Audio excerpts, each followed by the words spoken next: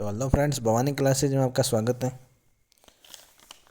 देखिए, ये वीडियो लाने में थोड़ा टाइम लग गया क्योंकि जो समय है वो नहीं मिल पा रहा था।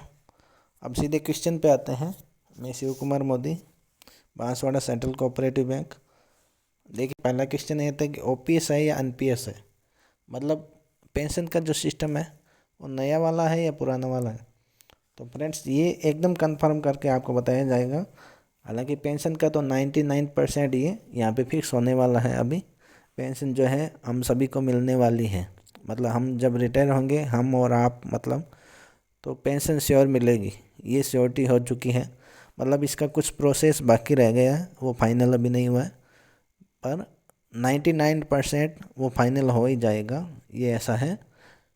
तो इसके बारे में पूरी डिटेल की कितनी पेंशन कैसे मिलेगी, और एक मेडिकल फैसिलिटी के बारे में कई बच्चों ने पूछा कि मेडिकल फैसिलिटी में अमाउंट कितना मिलता है। तो मेडिकल फैसिलिटी में जो अमाउंट एग्जैक्ट है वो बताया जाएगा कि कितने लिमिट तक आप अपने परिवार का या खुद का इलाज करवा सकते हो। ये दोनों चीज़ें बाद में बताई जाएगी। इसके अलावा सैलरी कितनी है इसकी प्रोबेशन में, तो ये एक दो वीडियो मेरे बनाए हुए हैं। अब अगला एक क्वेश्चन था, आरजीएचएस है या नहीं है। तो इसमें आरजीएचएस नहीं है फ्रेंड्स, मतलब इसमें जो राजस्थान की फ्री में मेडिसिन देने की वो योजना है वो इसमें नहीं है। कोऑपरेटिव बैंक के कर्मचारी इसके लाभ नहीं उठा सकते हैं इसका। इसके अलावा था 16 सेटलमेंट लग गया क्या। 60 सेटलमेंट लग गया, वो सभी जगह लग चुका है 16। हम तो 17 लगना बाकी है, और 17 पेंडिंग है 1 जनवरी 2024 से। मतलब हर 5 ईयर में फ्रेंड्स यहाँ पे वे सेटलमेंट होता है। हर 5 ईयर के बाद में, जैसे 1 तारीख को लगता है, अगला 17वां समझौता जो है वो 1/1/2024 से पेंडिंग है। मतलब 1/1/2024 को हमारा जो सैलरी और डीए है, बेसिक और डीए, उसको मिला के एक नई सैलरी बनाने का प्रावधान था। जो 31 दिसंबर 2023 को जो सैलरी थी उसको जोड़ के नए साल में 1/1/2024 को एक नई सैलरी का प्रावधान था। वो 17 सेटलमेंट था, वो पेंडिंग है। अब अभी जो है वो 16 लगा है अभी सितंबर में। तो ये 5 साल के लगता है फ्रेंड्स। जैसे 1/1/2024 के लिए है, तो देख लीजिए 5 ईयर कब हो गए, 24, 25, 26, 27 और 28। तो 31 दिसंबर 2028 तक ये जो सैलरी है बेसिक है वो सेम रहती है। सेम का मतलब है जो इंक्रीमेंट है वो तो लगते हैं, लेकिन सेटलमेंट ये सेम रहता है। फिर 5 साल बाद में नया सेटलमेंट लगता है, ऐसे होता है। तो कईयों ने पूछा था कि 16 लग गया क्या, तो 16 लग चुका है। अब तो 17 पेंडिंग है, वो 1/1/2024 से पेंडिंग है 17। इसके अलावा कोऑपरेटिव गवर्नमेंट जॉब है या प्राइवेट। तो देखिए, एग्ज़ाम के थ्रू हो रहा है सब कुछ, और इसकी वैकेंसी निकल रही है, वैकेंसी के थ्रू हो रहा है, सारा काम गवर्नमेंट की तरह ही हो रहा है। तो देख लीजिए, प्राइवेट तो हो ही नहीं सकती। दूसरी बात है, हमारे जो सेंट्रल गवर्नमेंट के मिनिस्टर हैं अमित शाह जी, वो कोऑपरेटिव मिनिस्टर है। तो आप देख लीजिए कि एक डिपार्टमेंट कितना इम्पोर्टेंट है। तो ये प्राइवेट जॉब नहीं है, ये गवर्नमेंट ही है। वैसे सेमी गवर्नमेंट कहलाती है, लेकिन इसमें ये परमानेंट आपकी जॉब है, ऑटोनॉमस बॉडी होती है ये। इसके अलावा टीएसपी में कितनी वैकेंसीज है, तो टीएसपी में वैकेंसी आने दीजिए, उसके बाद में पता चलेगा। नहीं तो आप पिछली जो विज्ञप्ति निकली थी उसको देख सकते हैं, लेकिन उसमें जो व्यवस्थापक की सीटें हैं वो कम हो जाएगी, उसके बाद ही पता फ्रेंड्स चलेगा।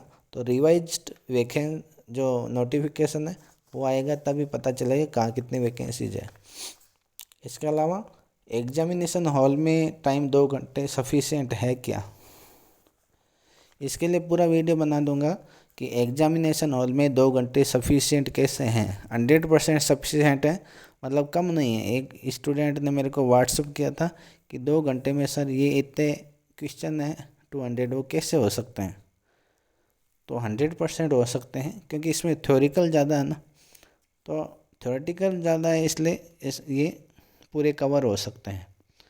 तो ये कैसे है, इसकी प्लानिंग पूरी एक अलग वीडियो में बताई जाएगी कि 2 आवर्स में ये 200 क्वेश्चन कैसे किए जाते हैं और हो भी जाएंगे। तो ये इसके लिए अलग से वीडियो आएगा।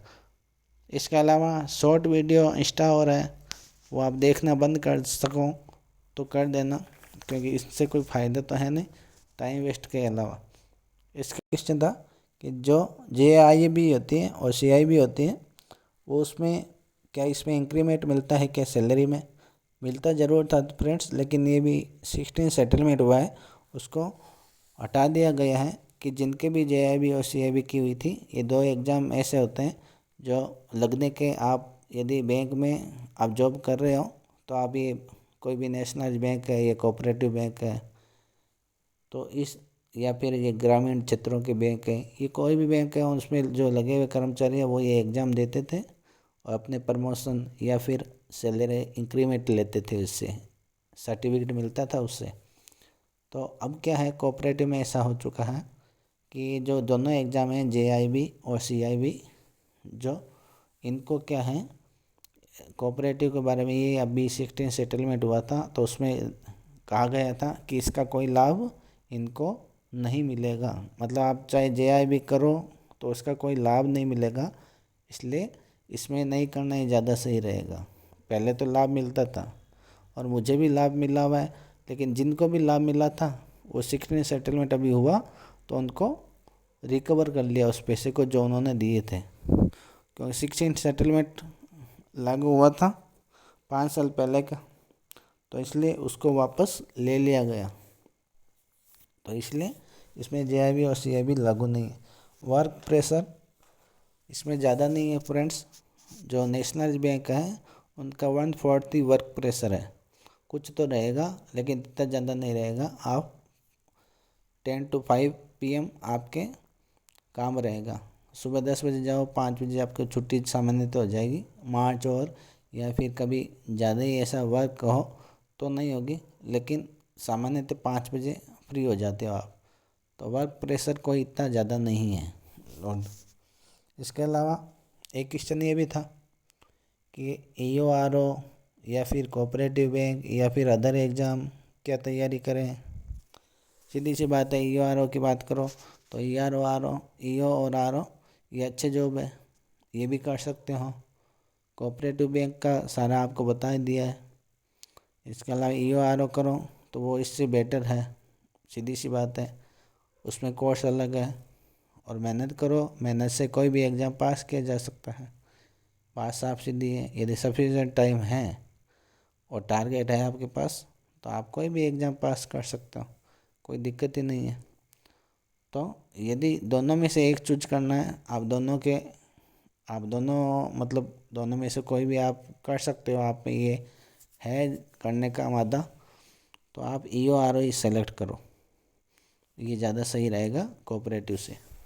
इसके अलावा वर्किंग पर जाने वाले लोग कैसे तैयारी करें? कुल मिला के जो टाइम बताया 6 से 8 घंटे वो आपको पढ़ना ही होगा, ये मेरा अनुभव बताता है। बाकी आपकी इच्छा जैसे भी है, वर्क पर जाओ नहीं जाओ, 6 से 8 घंटे आपको 2.5 महीने के लिए स्टडी करनी होगी। सच्चाई है वो यही है कि इतना समय आपको निकालना ही होगा, 7-8 आवर्स, 6 से 8 आवर्स निकालना ही होगा। ज़्यादा ही आप कोई सब्जेक्ट में ज़्यादा ही डल हो तो आपको 10 आवर्स भी निकालने हो सकते हैं। तो ये टाइम तो आपको निकालना ही निकालना है। इसके अलावा अगला क्वेश्चन है कि अदर स्टेट में जो है वो दे सकते हैं क्या इस एग्ज़ाम को? हाँ, अदर स्टेट वाले बिल्कुल दे सकते हैं। हमारे यहाँ पे इधर मैं जहाँ यहाँ पे रहता हूँ वहाँ पे बिहार के भी जो कैंडिडेट है वो यहाँ पे लगा हुआ है एक, तो वो लगे हुए हैं, तो यहाँ पे अदर स्टेट के कैंडिडेट भी लग सकते हैं राजस्थान के अंदर, कोई दिक्कत वाली बात नहीं है। इसके अलावा नेगेटिव मार्किंग है या नहीं है? तो नेगेटिव मार्किंग है फ्रेंड्स, बिल्कुल है, पिछले एग्जाम में तो थी और अभी भी होगी शायद, तो नेगेटिव मार्किंग है बिल्कुल, तो नेगेटिव मार्किंग रहेगी इसमें। फ्रेंड्स एक क्वेश्चन ये भी था कि आप मैनेजर क्यों नहीं बने, यानी कि बच्चे मेरे को पूछ रहे हैं कि मैनेजर क्यों नहीं बने और साथ में आपका बीकानेर ट्रांसफ़र क्यों नहीं हो पा रहा है। तो मतलब ट्रांसफ़र पॉलिसी इसमें कैसी है और प्रमोशन का क्या है। तो फ्रेंड्स मेरा ऐसा है कि मेरा मैनेजरमेंट नंबर 2023 सितंबर में 2023 में आ चुका था, लेकिन मैं जानबूझकर नहीं बना, क्योंकि यहाँ यदि आप मैनेजर बनते हो किसी डिस्ट्रिक्ट में तो आपको रिटायरमेंट तक वहीं रहना होता है। तो इसलिए उसको मैंने वापस लौटा दिया, क्योंकि मेरे को बीकानेर ट्रांसफ़र करवाना है। तो यहाँ ये सिस्टम है कोऑपरेटिव बैंक में कि जिस डिस्ट्रिक्ट में आप मैनेजर बनते हो तो आपको रिटायरमेंट तक वहीं पे रहना है। तो ये एक विकल्प पत्र भराया जाता है कि आपको इधर रहना है या ट्रांसफ़र कराना है। तो यदि आपको ट्रांसफ़र करवाना होता है तो आपको यहाँ से NOC मिल जाती है, मतलब आपको परमिशन दे देते हैं लेटर में कि आप अपनी कोशिश करके जा सकते हो। तो वो परमिशन मेरे को ट्रांसफ़र की परमिशन तो मिली हुई है, क्योंकि मैंने जो मैनेजर का पद है वो लिया नहीं इसी कारण। हालांकि 1 साल पहले मैं बन जाता ये, तो दोनों में से एक करना होता है। अब कई जो मेरे फ्रेंड्स 2015 में जो मेरे साथ में लगे थे वो सभी बन गए, लगभग सभी बन गए। जिनको यहाँ से जाना है उन्होंने ये जो पोस्ट है वो नहीं ली थी। तो कहने का मतलब है यहाँ पे और बाकी जो ट्रांसफ़र का ऐसा सिस्टम है ये आपको आपकी अप्रोच होगी तो ट्रांसफ़र हो जाएगा। अभी तो बैन लगे हुए हैं कई सालों से। ये सारे जो क्वेश्चन हैं मेरे पास आए थे, उनका मैंने जवाब दे दिया है। इसके अलावा भी कोई रह गया हो तो आप कमेंट कर सकते हैं। बाकी अब अपने स्टडी पे ध्यान दे सकते हो, क्योंकि स्टडी करने से ही होगा। केवल ये चीज़ें अब सारी आपने लगभग देख ही ली है कि क्या होता है, तो आप स्टडी करो तो ये ज़्यादा सही रहेगा।